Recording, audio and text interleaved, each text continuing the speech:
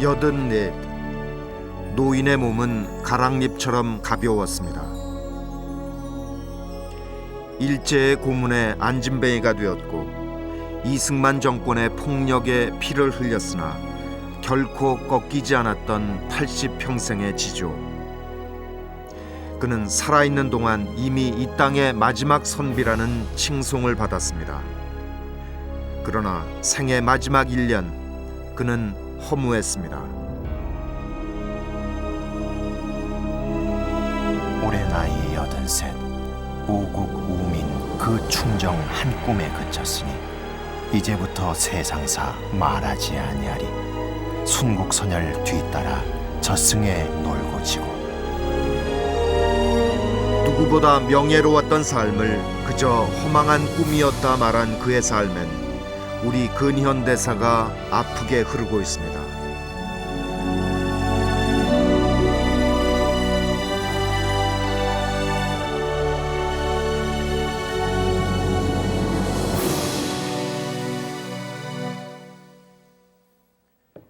평생 벼슬 한 번 한 적 없고 재산 또한 모은 적이 없는 사람. 그래서 그를 기억하는 사람들은 그다지 많지 않습니다. 그렇지만 을사조약에서 5.16 군사 쿠데타까지 그 격동의 근현대사를 올곧은 선비 정신으로 불의에 맞서 끝까지 투사로 살다간 심산 김창숙. 한 사회 지도자라면 무엇을 위해 싸워야 하고 또 무엇을 버려야 하는지 그는 평생을 두고 이를 실천해 보인 흔치 않은 인물입니다. 그런데 누구보다 한 점 부끄러움 없이 살아온 그가 팔순 삶의 끝자락에 이르러 자신의 삶이 그저 허무한 꿈에 그쳤노라 이렇게 토로했습니다. 그 이유는 무엇이었을까요? 먼저 우린 그의 치열한 싸움이 어떤 것이었는지 알아야 합니다. 1960년 김구의 11주기 추도식이 열렸습니다. 이승만이 물러나고서야 처음으로 열 수 있었던 추도식이었습니다.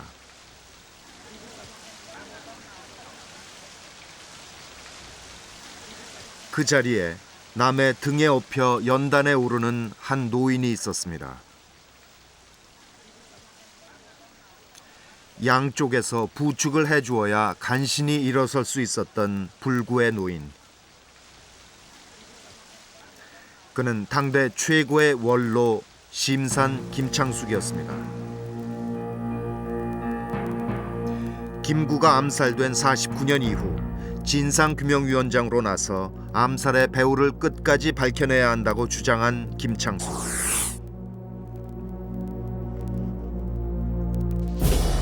그는 김구와는 상해 임시정부 시절부터 평생 동지였고 대통령에게 면담을 요청하면 그 사실이 신문에 실릴 만큼 큰 영향력을 가진 인물이었습니다. 그런 김창숙이 나라와 민족의 적이라고 말하고 끝까지 맞선 상대는 바로 이승만이었습니다. 20일 서울 군정청 넓은 마당에서 승리에 빛나는 연합군과 때마침 30여 년 만에 돌아오신 이승만 박사를 환영하는 식이 성대하게 개최되었다. 45년 이승만이 미국에서 돌아온 직후 김창숙은 그를 처음 만나게 됩니다.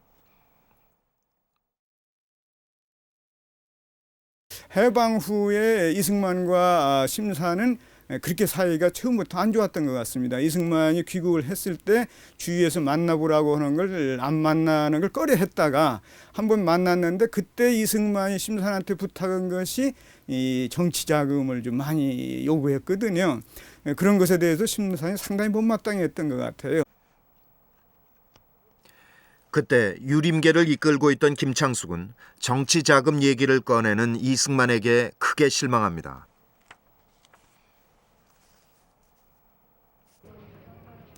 더욱 결정적인 계기는 46년 비상국민회의가 열렸을 때였습니다.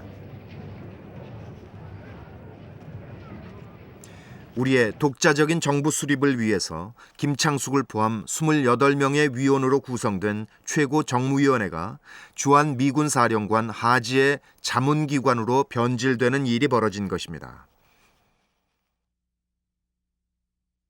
그런데 이승만은 심산이 보기에, 김창숙이 보기에 하지 사령관을 끼고서 민주위원을 자기한테 유리한 방향으로 그렇게 끌고 가려고 한다. 이런 판단을 내리게 됐어요. 그런 판단을 내릴 만한 이유는 또 충분히 있었다고 볼 수가 있습니다. 그래서 민주위원 회의가 있었을 때 그냥 이승만이 의장했는데 이승만한테 다짜고짜 욱박지르고 해가지고 두 분이 아주 책상을 쳐가면서 열띤 토론이라기보다는 싸움이겠죠. 그걸 벌이고 그랬는데 그것은 그 이후 심산과 우남 이승만이 어떤 참 관계를 가질 것인가, 그것을 상징적으로 보여줬다고 볼 수가 있겠어요. 슬프다. 저 이승만이란 자는 미국에 아첨하여 정권을 장악하고 독재 정치를 하려는 징조를 여기에서 보겠구나. 국가의 앞날이 참으로 걱정이니 통탄할 일이다. 불행히도 심산의 예상은 맞아떨어졌습니다. 52년 6월 부산의 음식점 국제구락부에서 조병옥, 서상일, 이시영, 이동하 등 각계 인사들이 깡패들에게 폭행을 당하는 사건이 벌어집니다. 이승만을 위한 직선제 개헌을 반대하고 반독재 구국 선언을 하기 위한 이 자리에서 김창숙도 피를 흘리며 쓰러집니다. 그때 나는 이제 여기 있었고, 이제 사건 그냥 접근했다고 이제 갔지. 부산을 가 이게. 그래 보이게 이제 방문 누구 집에 이제 그거가 계신다고 가보니까 백놈도 이리 터져가지고 물질하고 집에서 되게 이것도 터져가지고. 그 옷은 이제 피 묻은 옷을 그냥 입고 계시고. 그때 김창숙이 입었던 옷에는 지금도 핏자국이 선명하게 남아 있습니다. 이승만의 재집권을 막기 위해 김창숙은 온몸으로 맞서 싸웠지만 이 사건이 일어난 보름 후 대통령 직선제안이 국회를 통과합니다. 50년 제2대 국회의원 총선거 결과 국회 안엔 이승만을 지지하는 국회의원의 수가 22%로 뚝 떨어졌습니다. 국회에서 대통령을 뽑는 간접 선거 방식으로는 이승만은 차기 대통령이 될 가능성이 거의 없었습니다.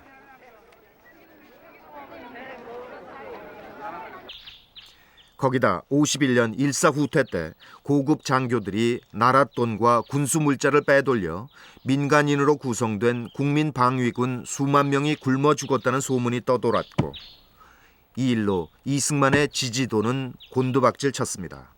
48년만 하더라도 대통령을 국회에서 간선하도록 돼 있었지 않습니까?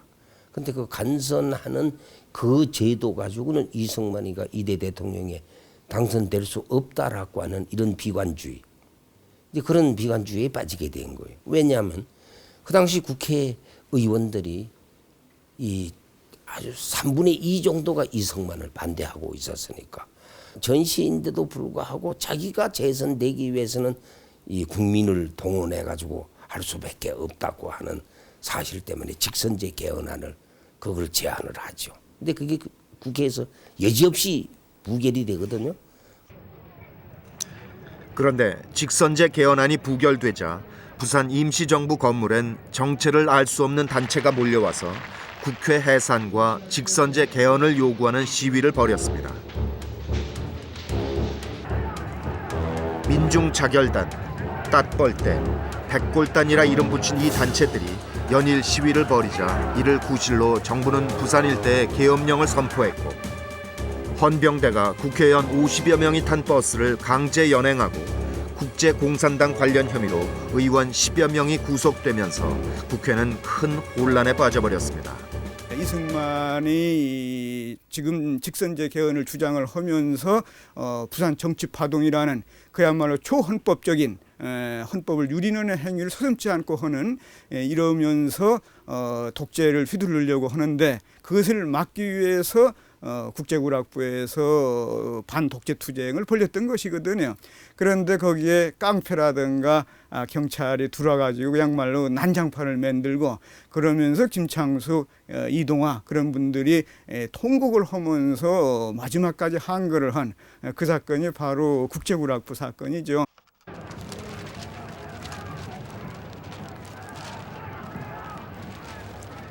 폭력에 짓밟혀 피를 흘렸지만 김창숙은 반 이승만 세력을 모아 52년 대통령 선거에 이시영을 추대합니다. 근데 이 여론은 누가 대통령이 있으면 안 된다 하더라도 이때 반 이승만 그 세력이 일단 나서서 대통령을 갖다가 추대해야 된다. 당선 여부는 차후 문제다. 그게 자기 평생의 신념이 그거예요. 꼭 성공이 안 돼도 하나의 주의로서 이념으로서 내세우고 그래서 국민에게 호소하고 이래 해야 된다는 게 자기 그거야. 올바른 길이 아니라 판단하면 타협하지도 용납하지도 않았던 김창숙. 이승만이 정권을 잡은 12년 동안 그의 삶은 투쟁의 연속이었습니다. 58년 12월엔 300여 명의 무술 경관이 국회에 들어가 야당 의원들을 끌어내는 사건이 발생합니다. 야당 의원들은 날치기 통과된 국가보안법에 반대하는 농성을 벌이던 중이었습니다.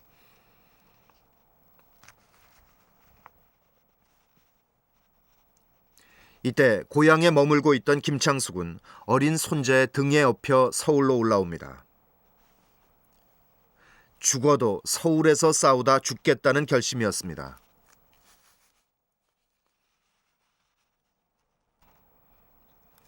김창숙은 이승만의 자유당을 일컬어 나라 망치는 도둑의 소굴이라 말한 기자유당이라는 시를 신문에 발표해서 국민들의 의기를 북돋웁니다. 자유당 정권은 국가보안법에 치안을 방해하고 민심을 선동하는 언론은 엄중 처벌한다는 이른바 언론 조항을 넣어서 무력으로 국회를 통과시킨 것이었습니다. 지난번에 공포된 신국가보안법의 공정한 운영을 위한 전국 검찰청 실무자 회의가 1월 10일 대검찰청 회의실에서 홍 법무부 장관이 주재하는 가운데 개최되었습니다. 이승만이 국가보안법을 고쳐서 영구 집권을 노리고 있다고 판단한 김창숙은 전 국민대회 지도위원으로 나서서 국민들에게 3.1운동의 정신으로 마지막 한 사람까지 싸우자고 호소를 합니다.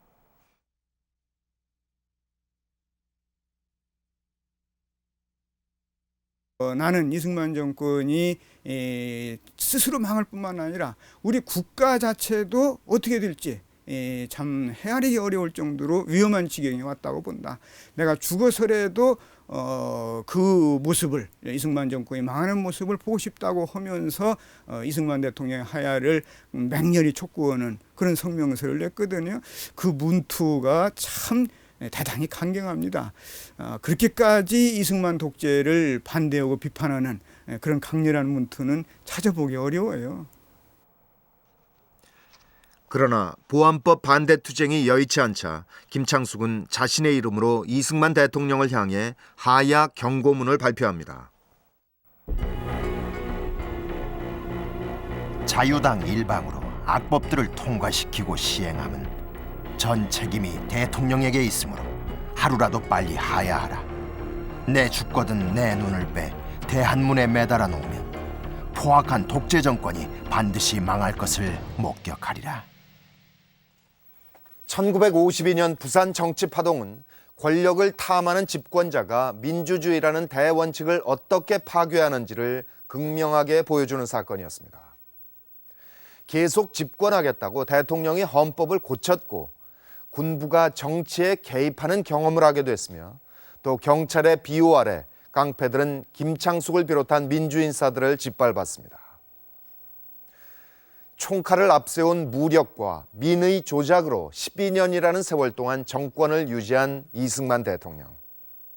그런데 그 이승만 대통령에게 감히 하야할 것을 요구하고 심지어 죽어서도 자신의 눈을 뽑아 걸어놓아서 독재자가 망하는 꼴을 보겠다고 말한 심산 김창숙. 그는 과연 어떤 사람이었을까요? 1926년 12월 한 조선인 청년이 식민지 조선을 착취할 목적으로 일제가 만든 식산은행과 동양척식회사에 폭탄을 던지고 추격하던 일본 경찰 2명을 사살합니다. 그리고 그 자리에서 권총으로 자결한 조선의 청년, 그는 의열단 소속인 나석주였습니다. 당시 60만세 운동으로 감옥에 들어가 있던 사람, 소위 제2차 유림단 사건으로 감옥에 들어가 있던 사람, 또 조선공산당 사건으로 감옥에 들어가 있던 사람, 이 사람 그게 1926년 감옥에서 보여주는 3대 사건들입니다.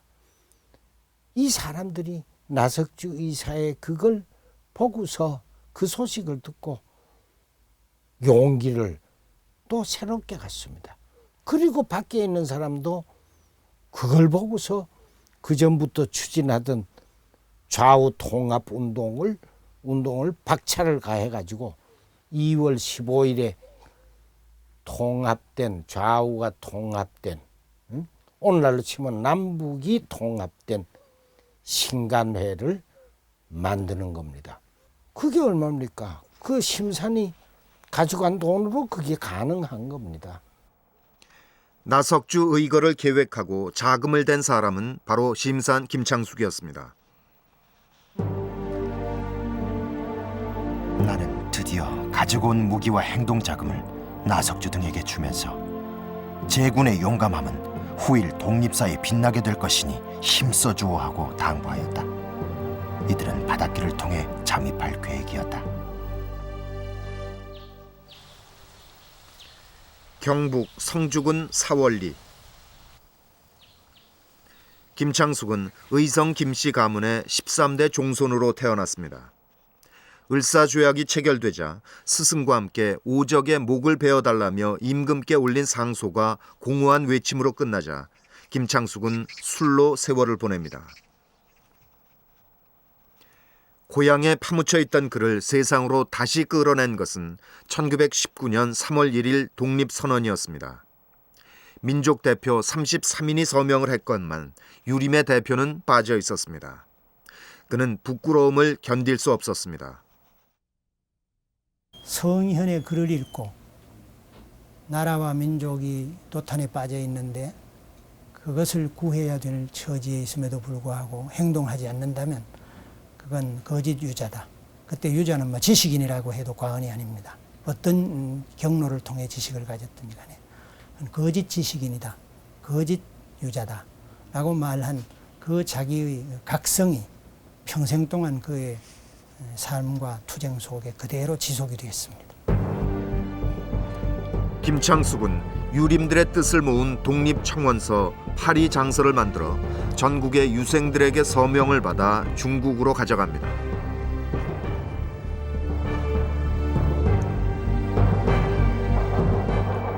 병든 어머니와 아내 그리고 자식들까지 뒤로 한 채 떠나는 길. 그의 나이 40이 되던 해였습니다. 상해로 간 김창숙은 그곳에서 유림의 독립청원서를 영어와 불어로 번역해 파리 만국평화회의에 참석한 김규식에게 보냅니다.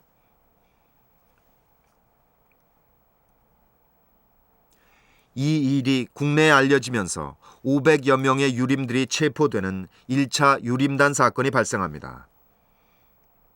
그 후 김창숙은 상해에 모인 독립지사들과 함께 임시정부 수립에 참여하고 의정원 의원으로 활동하게 됩니다.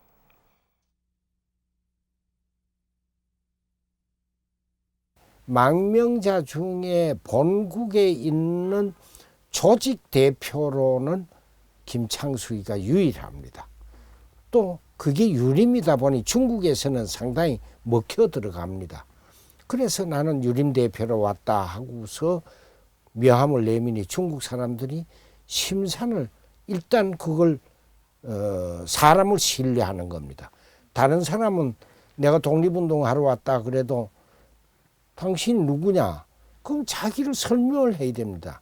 설명을 해야 되는데 자기를 설명할 적이 없습니다. 나는 뭐 어떤 일을 했고 뭐 어떤 자기 경력을 아마 설명해도 그게 상대방을 설복할 수가 있는 그런 자료가 못 됩니다.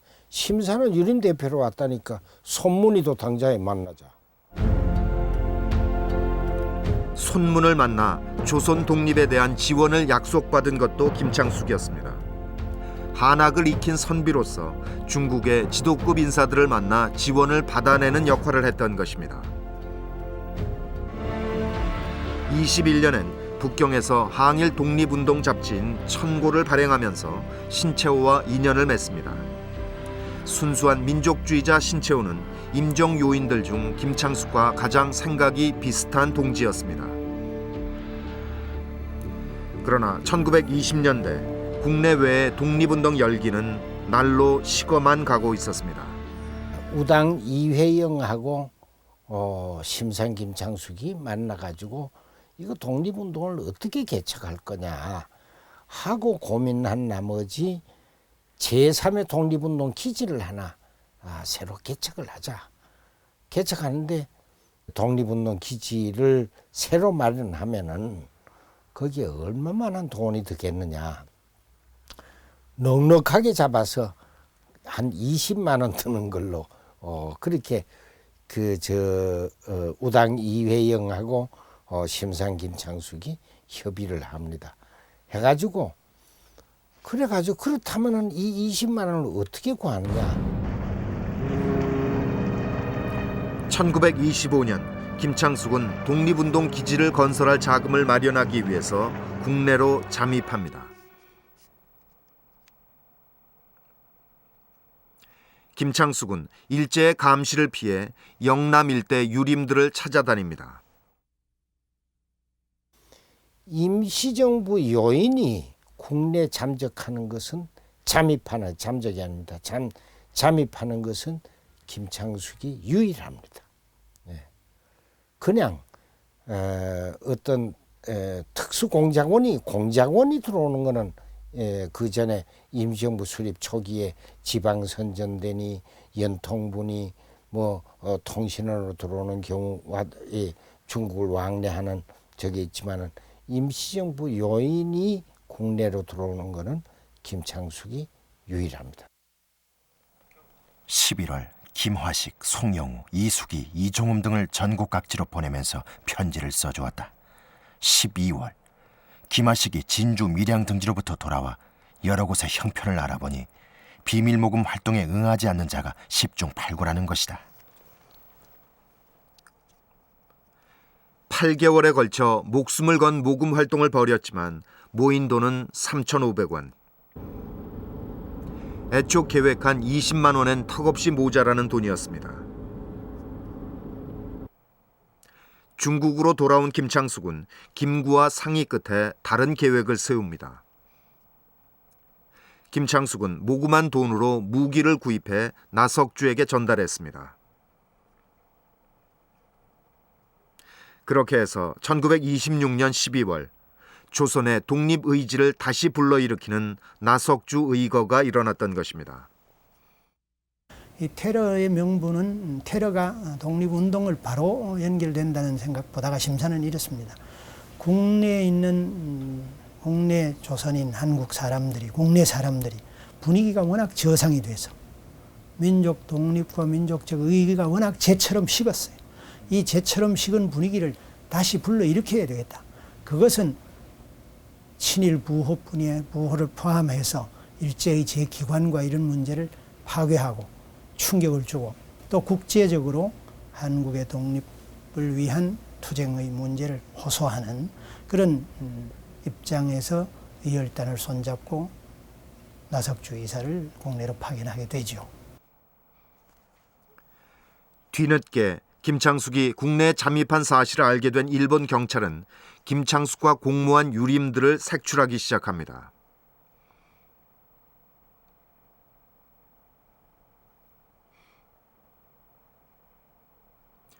김창숙 주변 인물은 물론 600여 명의 유림이 체포되어 고초를 겪은 이 사건이 2차 유림단 사건입니다.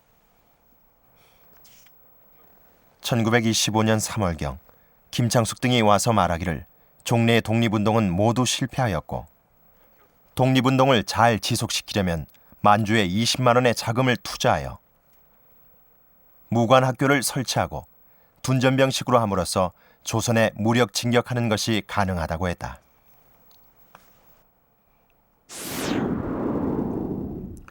혈안이 되어 김창숙을 찾아 나선 일제수사당국은 1927년 상해에서 병원에 입원해 있던 김창숙을 체포합니다.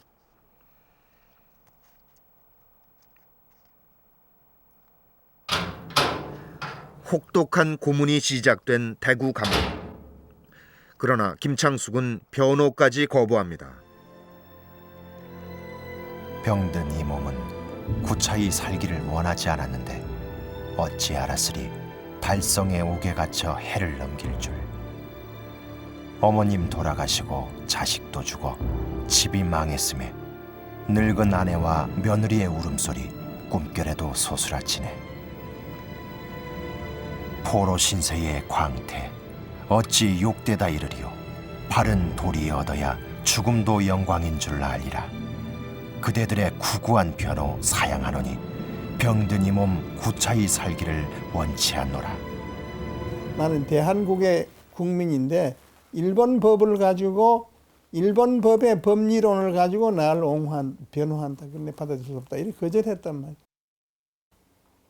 그게 절대로 쉬운 일이 아닌데 철저하잖아. 그거 한 가지만 봐도. 자기는 어려요. 뭐 죽으면 죽는 게이고 최후까지 일본을 인정할 수 없다 이런 얘기인데 다른 그 100마디보다도 그 한 가지 사실만 해도 다른 분들과는 참으로 달라. 옥중투쟁도 그렇게 철저하게 하는 양반함이 드물 거야. 두 다리를 쓰지 못하게 된 것도 이때 받은 혹독한 고문 때문이었습니다. 그러나 그 모진 고문도 김창숙의 기백을 꺾진 못했습니다.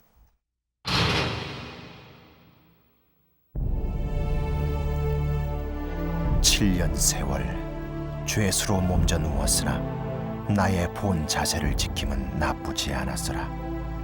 머리를 조아리고 무릎을 꿇으라니 어찌 참아 말하랴. 분통의 눈물이 창자를 찢는구나.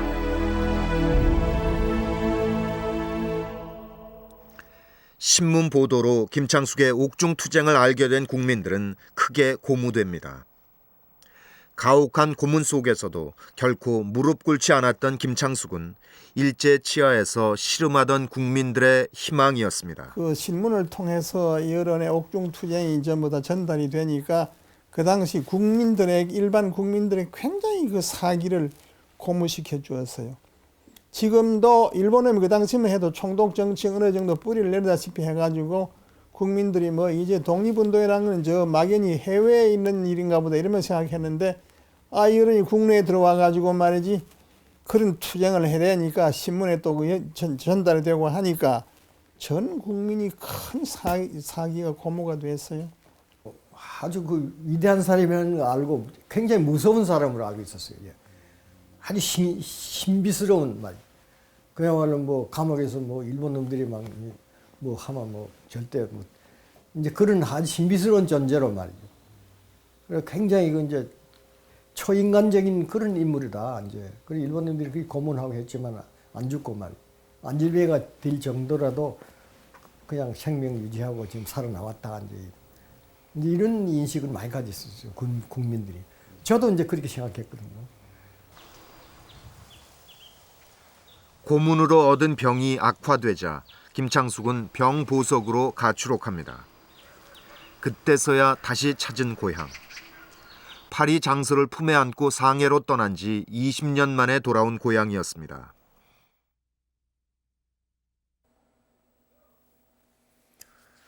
불혹의 나이에 떠나 환갑의 나이로 돌아온 고향.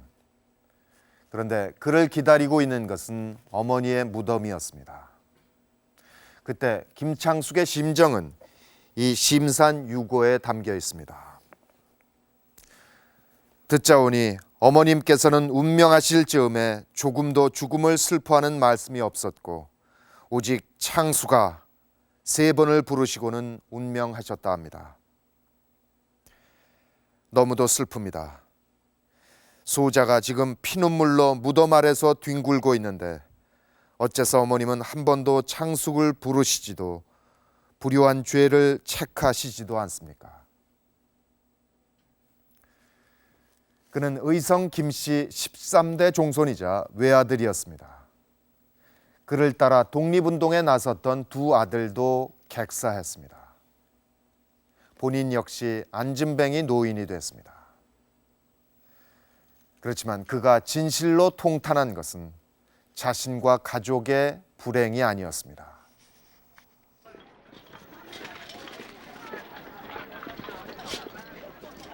(1945년) 해방되었지만 또 다른 제국의 군대가 들어왔습니다.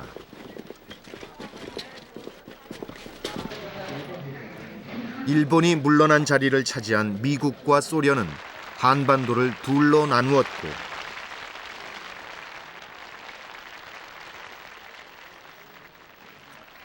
반쪽 땅에서도 서로 다른 이념을 표방하는 정당들이 난립했습니다. 여운형의 근로인민당, 안재홍의 국민당, 조소왕의 사회당, 박헌영의 남노당 등 정당의 수가 60개를 넘었습니다. 그런데 이승만이 귀국하면서 그 수는 4배로 급증합니다. 이승만 박사가 돌아오기 전까지는 한 60개 정도였는데 재미있는 건 이승만 박사가 10월 16일에 45년 10월 16일 날 귀국을 한단 말이에요. 환국을 하는데 그때 이후에 정당이 한 240개 정도로 늘어납니다. 왜 그렇게 늘어나느냐 하면 이승만이라고 하는 사람은 상당히 그 권위주의적인 그런 성격이 강했던 사람이기 때문에 뭐냐면 내가 일일이 개인들을 내가 상대로 해가지고 만나줄 수가 없다. 그러니까 정당의 이 대표자라야 나는 대면해 줄 수가 있다라고 하는 이런 얘기를 했어요. 그러니까 그 당시는 그 미군의 아주 비호를 받고 미군의 옹호를 받는 그러한 그 이승만을 만나야 뭔가 현실적인 문제가 그 해결이 될 터인데 그러니까 이승만을 만나기 위해서 정당을 만드는 겁니다. 김창숙에게도 대표로 추대하겠다는 세력이 있었으나 그는 거절합니다. 그에게 정당의 난립은 권세와 이익만을 쫓는 무리들의 이합집산에 지나지 않았습니다. 벽초는 나의 편벽 조롱하더니 스스로 차지했다 민독당 당수. 소왕은 나의 고집 어리석다 하더니 스스로 걸터앉았다 사회당 당수. 얄미울 쏜 남노당, 음흉한 소련을 조국인 양 우러러 하고 두려울 쏜 자유당, 낫도깨비 떼지어 함부로 날뛰고 놀라울 쏜 민주당, 턱없이 자기 과장 요란스럽고 이 세상 모든 당인 그대들 목적 한부와 권세와 이익일 뿐 나는 나의 지키는 것 따로 있으니 당인들이여 나를 원망치 마시오.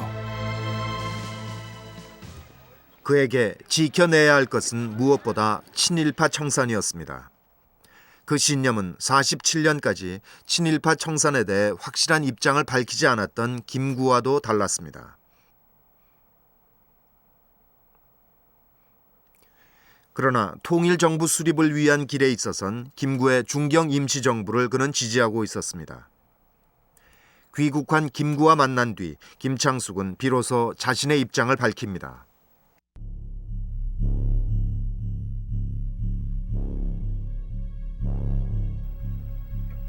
자식이 중경에서 사망하였다는 소식 때문에 심신을 수습할 수 없어 구체적으로 말하기 어렵다.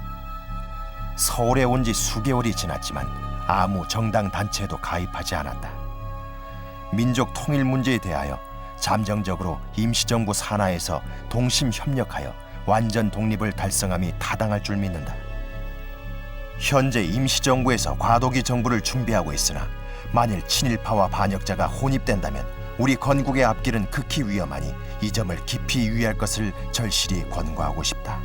해방 직후 혼란된 정치 상황, 그리고 좌와 우가 점점 갈라져서 하나는 중정임시정부 쪽으로 몰리고 또 다른 한쪽은 인공 지지 쪽으로 몰리고 이런 상황 속에서 통일전선이 중요하다, 이런 것은 많은 사람들이 인식하고 있었고, 심산도 그런 점에서는 큰 범위에서는 동의를 했다고 볼 수가 있습니다. 그렇지만 심산은 어디까지나 통일전선을 하는 데는 중정임시정부 요인들, 그분들 중심으로 일을 해나가야 한다, 이런 생각을 확고하게 가지고 있었어요. 그러면서 심사는 또 친일파들이 통일전선을 회방하거나 문제를 일으키게 해서는 안 된다, 그리고 친일파는 숙청해야 한다, 이런 점에 대해서 분명한 그런 의견을 가지고 있었습니다. 1945년 12월 모스크바에서 미국, 영국, 소련 3국의 외무장관 회의가 열리면서 한반도의 상황은 또다시 급변합니다. 한반도에서 신탁 통치를 실시한다는 협의문이 전해지자 처음엔 정당들 모두 신탁 통치를 반대합니다.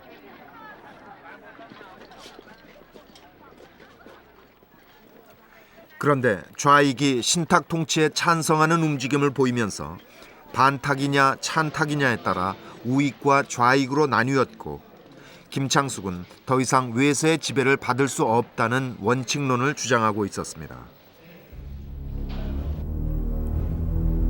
우리가 외놈의 감옥에서 나온 지 몇 달이 못 되어 또다시 미국과 소련의 감옥에서 썩을 것을 각오하고 싸우지 아니하면 안 되겠다. 3천만 민중이여, 다른 민족의 탁치 밑에서 노예의 우마가 되어 살기보다는 차라리 자유를 위하여 죽음으로써 싸워 순국선열의 뒤를 쫓는 것이 우리 민족의 유일한 의무이다. 탁치가 취소되고 군정이 철거되는 날까지 의혈로서 싸우기를 굳게 맹세하자.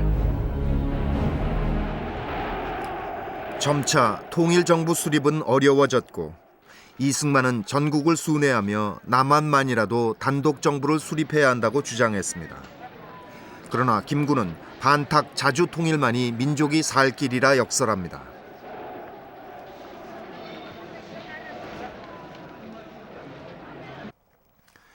김구의 이런 입장은 김창숙과 함께한 7거두 성명에서 다시 확인됩니다. 단독 정부란 개인의 이익에 도움이 될진 모르나 결국엔 동족 상잔의 참극을 불러올 것이다. 반쪽 땅에 정부를 수립하는 지역 선거엔 참가하지 않겠다는 성명서였습니다. 그러나 1948년 평양 통일 회담마저 좌절되자 남한엔 단독 정부가 들어섰고 이승만이 초대 대통령에 선출됩니다.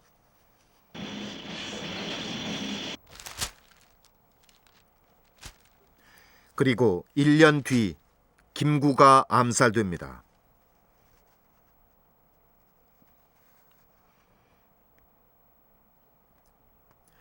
전 국민의 애도 속에 백범 김구의 국민장이 치러졌습니다.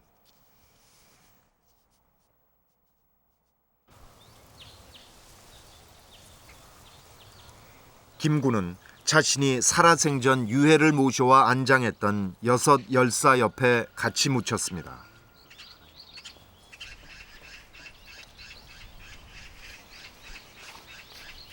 그런데 그때 추모 행렬이 줄을 지었던 묘역 앞터엔 지금은 효창운동장이 들어서 있습니다.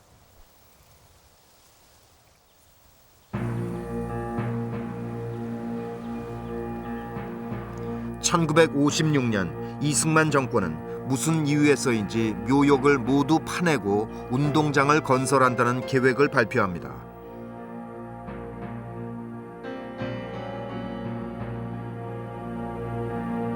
그 묘소들을 다른 데로 옮기고 그것을 운동장으로 만들겠다 하면서 효창운동장 사건이 났던 것인데, 이 효창운동장 사건은 특히 김창숙하고는 관련이 많았습니다.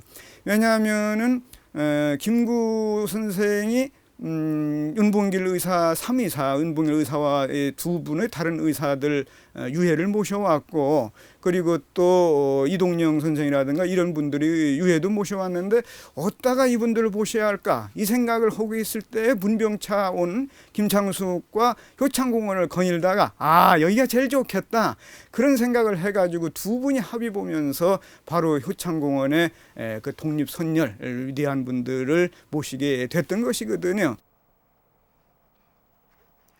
묘역 보전회장으로 나선 김창숙이 운동장 공사를 하기 위해 몰려온 공병대를 몸으로 막아 이장만은 피할 수 있었습니다. 이 사건은 이승만이 남산과 탑골공원에 자신의 동상을 세웠던 그 해에 일어난 일이었습니다.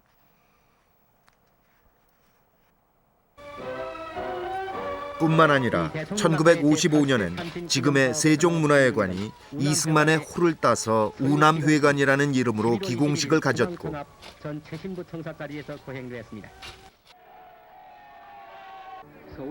1959년엔 지금의 남산 팔각정도 처음엔 우남정이란 이름으로 세워졌습니다.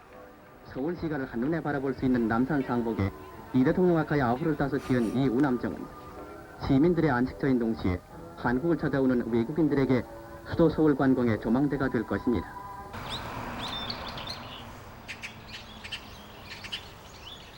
끝내 묘역 앞에 지어진 효창운동장을 보면서 김창숙은 죽어서도 편치 못할 7 선열 앞에 통곡할 수밖에 없었습니다. 효창공원에 스산한 바람 불고 처절한 비 내리는데 통곡하며 부르노라 7 선열의 영혼을. 저 남한산 저 탑골공원을 보라. 하늘을 찌르는 동상이 사람의 넋을 빼앗는구나. 독재의 공과 덕이 지금은 이렇듯 높으나 두고 보시오. 상전 몇 개 일순간에 뒤집힐 것을. 사대문 밖으로 묘역을 파내려던 이승만에 맞서서 끝까지 이장을 막아낸 김창숙. 그렇지만 이승만 정권의 공사가 시작돼서 60년 10월에 기어코 묘역 앞에 이렇게 운동장이 들어서고 말았습니다. 그 후 박정희 대통령 때는 이곳에 반공 위령탑과 테니스장까지 지으면서 효창공원은 독립투사의 성역이라는 의미가 훼손된 채 지금에 이르고 있습니다. 특히 소나무 숲으로 둘러싸인 독립지사들의 묘역과 그 앞을 가로막은 넓은 운동장. 참으로 어울리지 않는 이 모양새는 물과 불이라고 해야 할 이승만과 김창숙의 관계를 상징하고 있다고 해도 지나치지 않습니다. 죽는 날까지 이승만의 독재에 저항한 김창숙. 그는 1956년 이승만을 꺾기 위해서 온 힘을 모읍니다. 해방이 되자 유림계의 지도자였던 김창숙이 가장 먼저 추진한 것은 유학의 총본산인 성균관을 다시 세우는 일이었습니다. 일제 때 경학원이라 이름이 바뀐 것을 성균관으로 복원하는 한편 현대적인 교육기관으로 탈바꿈시키기 위한 노력을 아끼지 않았습니다. 그때 문교부 장관이 유억금 씨라고 그분이 문교부 장관이었어요. 그때 소나기가 많이 오고 이제 날이 굳고 이랬는데 못이 들어오면 하얗게 이제 장관집을 방문하니까 이제 옷을 깨끗하게 입었을 거 아닙니까? 그래서 바지적으로도 깨끗한 거 입으시고 이래가지고 이제 내가 얻고 이제 가는데 이게 길이 막 패이고 막 비가 와서 말이야. 그건 모두 땅이 젖어가지고 있다고요. 그런데 움푹진 데가 이제 뭐 발을 헛디뎌가지고 그건 내가 엎어지니까 선생님도 뭐 자연 위에서 들이 떨어졌죠. 그때 내 기억나는 게 있는데 장관이 선생님 이제 절대 이제 두 번 다시 오시지 말았고 저희가 알아서 다 해드릴 테니까 말이지 다시는 오시지 말았고 말이지. 성균관 대학은 사립대학으로서는 해방 후 최초로 정부 인가를 받습니다. 53년엔 자연과학을 포함한 12개 학과를 설치 종합대학으로 승격됩니다. 또한 김창숙은 유림의 조직인 유도회를 재정립하면서 유림에 남아있던 모든 친일파 세력을 몰아냅니다. 유림만큼은 친일파를 모두 청산한 것입니다. 그런데 56년 1월 김창숙은 돌연 성균관대학 총장 자리에서 물러납니다. 유도의 사건은 1956년 정부통령 선거와도 직접적인 관련이 있다고 볼 수가 있습니다. 그러니까 56년 정부통령 선거는 71년의 대통령 선거처럼 그야말로 격돌이라고 볼 수가 있죠. 이승만과 대항해서 신익희, 조봉암의 인기라는 것이 대단했었습니다. 이런 상황에서 이승만 쪽은 모든 세력을 묶어내야 한다고 봤던 것이죠. 그래서 불교계도 그렇고 유교계도 그렇고 다른 쪽도 묶어내야겠다 하면서 그 전후에서 터진 사건이 이제 유도의 사건이었는데, 유도의 사건으로 눈에 가시 같은 김창숙을 유도에서 일단 강제로 내몰아냈다. 그러나 이때 김창숙은 52년 선거 때 김창숙이 아니었습니다. 그는 보다 적극적이고도 전략적인 자세로 56년 대선 전국에 나섭니다. 한편 이날 시공관에서 열린 제7차 전당대회에서 56년 자유당은 제3대 대통령 후보로 또다시 이승만을 추대합니다. 그리고 기관단체를 대표하는 100여 명의 대표가 이에 이승만은 짐짓 56년 선거엔 출마하지 않겠다는 의사를 밝힙니다. 그러자 52년 때처럼 민의를 가장한 동원 세력들이 나타납니다. 부산 지역을 시작으로 이승만의 3선 출마를 바란다는 동원 세력들이 잇따라 등장하자 이승만은 마지못한 듯 대통령 후보직을 수락합니다.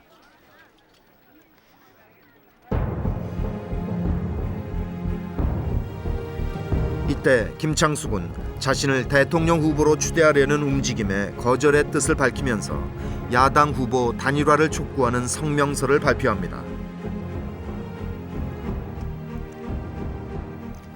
그러나 조봉암은 진보당 후보로, 신익희는 민주당 후보로 출마합니다. 그럼에도 김창숙은 포기하지 않았습니다. 그는 두 후보에게 정치적 감정이나 고집으로 대의를 포기할 수 없으니 협력할 것을 다시 한번 촉구합니다. 김창숙 등 원로들의 설득으로 조봉암 측이 양보 의사를 보일 즈음 선거를 열흘 앞두고 신익희가 호남선 열차에서 뇌일혈로 갑자기 세상을 떠납니다.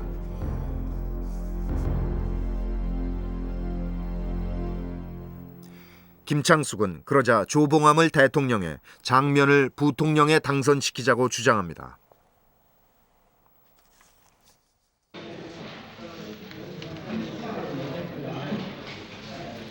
독재 정권을 끝내기 위해서 야당이 끝까지 연합해야 한다는 절박한 호소였지만 결과는 다시 이승만의 당선으로 끝나고 맙니다. 선거가 끝난 뒤인 5월 19일 국민장으로 치러진 신익희의 영결식장에서 김창숙은 누구보다 그의 죽음을 슬퍼했습니다. 만민이 선생의 죽음을 슬퍼하는 것은 못 살겠다며 쏟아져 나온 민중의 비애이며 언젠가 민중의 뜻이 독재를 뒤엎는 날이 반드시 올 것이라며 눈물을 흘립니다. 정말 신익희 죽음을 어떤 누구의 죽음보다도 애도했던 것 같아요. 그러고서 적색 독재 못지않게 무서운 것이 백색 독재다. 이 백색 독재도 기필코 타도하면 안 된다. 이런 얘기를 장의원이 위원장의 조사로서 김창숙이 얘기하는 걸 볼 수 있거든요. 참 대담한 발언이라고 볼 수 있습니다. 그 당시에 적색 독재를 타도해야 한다. 이건 뭐 언제나 골기대회가 있을 때, 시위가 있을 때 항상 했던 얘기지만 감히 이승만 독재를 백색 독재라고 하면서 그 백색 독재라는 것은 파시스트, 파쇼 독재라는 뜻을 많이 갖고 있는 것이거든요.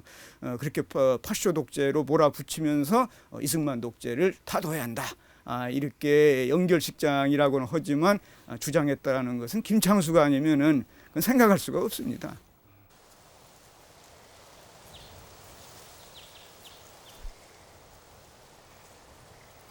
선거가 끝나고 난 뒤 돌아온 고향.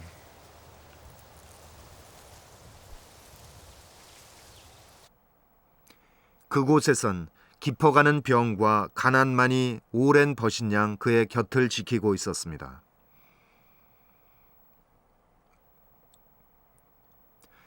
그러나 그가 슬퍼한 것은 육신의 고통이 아니었습니다.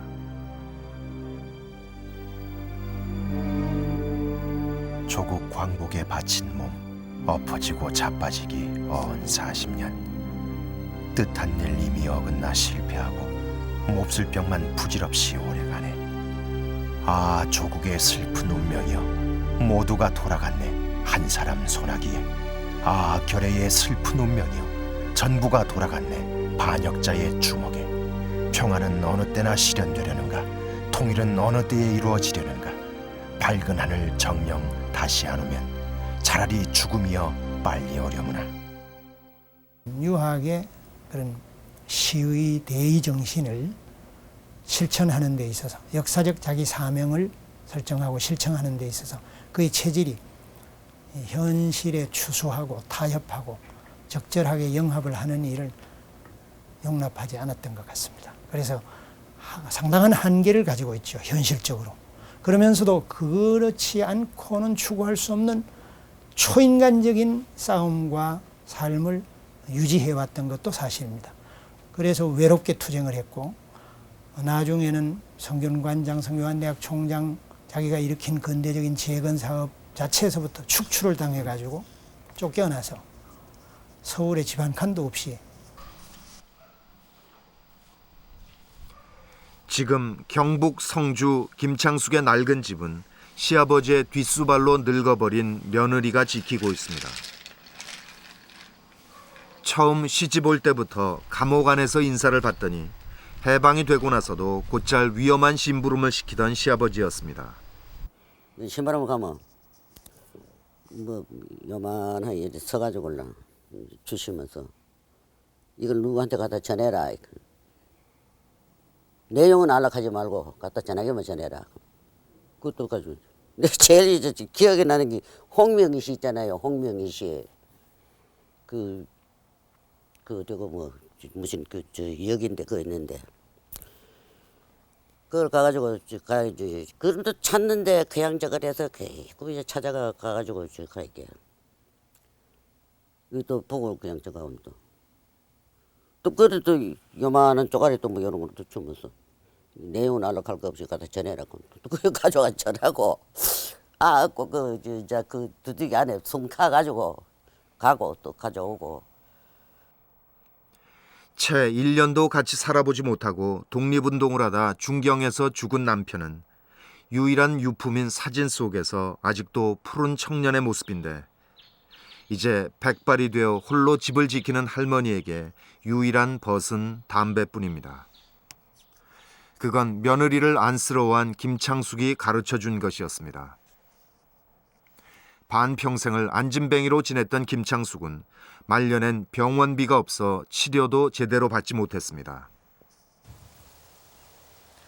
돈 봉투를 들고 찾아오는 이도 많았건만 먹을 것이 떨어지면 허리띠를 졸라매라 말하던 시아버지였습니다.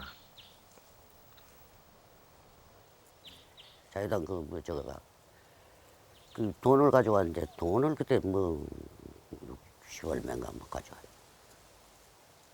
이제 그 비서가 이제 가져와가지고 나를 주가지고 나는 그 돈 모르니까 선생님 계신데 갖다 드리든지 가져가든지 난 모르는데 그래 저 서당에 그 저기 고직이라고 그 10만 원 한 사람이 있었거든요.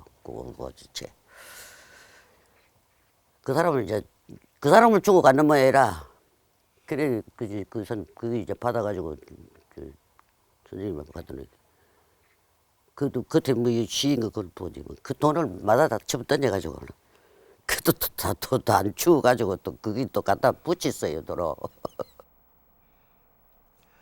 사람들은 진정한 선비였다 칭송하지만 며느리의 기억 속의 시아버지는 지독하게 외로웠던 사람입니다.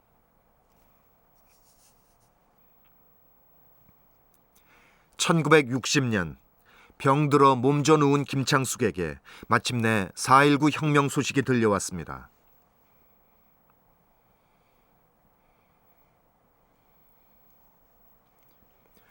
그의 예언대로 민의가 독재를 엎는 날이 찾아온 것입니다.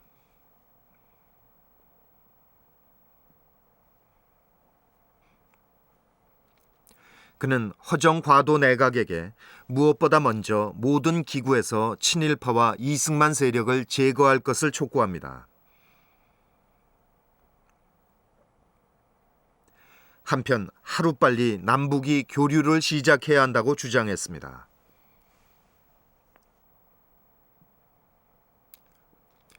그러는 사이 병세가 악화되어 서울 시립병원에 몸을 의지하고 있던 61년, 그를 찾아온 사람이 있었습니다.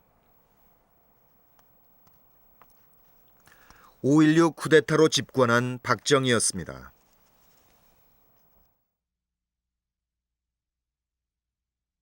선비정신이라는 것은 불의와 타협하지 않고 북이 영화에 눈이 어두워도 안 되고 올바른 일을 위해서는 철저하게 그걸 신념화시켜서 실천해 나가는 그게 선비정신인데, 심산 선생이야말로 그야말로 선비정신의 아주 구현자라고 볼 수가 있어요. 1962년 김창숙은 84슬 일기로 눈을 감았습니다. 80평생 대의를 위해 싸우다간 그는 진정한 이 땅의 마지막 선비였습니다. 돌아갈 거나 전원은 이미 황폐한데 어디로 돌아가나. 조국 광복에 바친 몸 뼈가 가루된들 슬플까마는 모친상 당하고도 모르니 마음 되돌리지 못할 불효 눈물에 우네. 돌아갈 거나 돌아가 세상과의 연 끊을 거나. 몸은 늙었어도 마음은 아직 창창해 나라일 안타깝네. 길에서 죽기로니 무슨 한일이야. 백일같이 밝은 이 마음 귀신에게 물어봐도 떳떳하리라. 지조를 꺾지 않았기에 평생 벼슬 한 번 한 적이 없고 재산 또한 한 번도 모은 적이 없었습니다. 돌아온 것은 지독한 가난과 고독뿐이었습니다.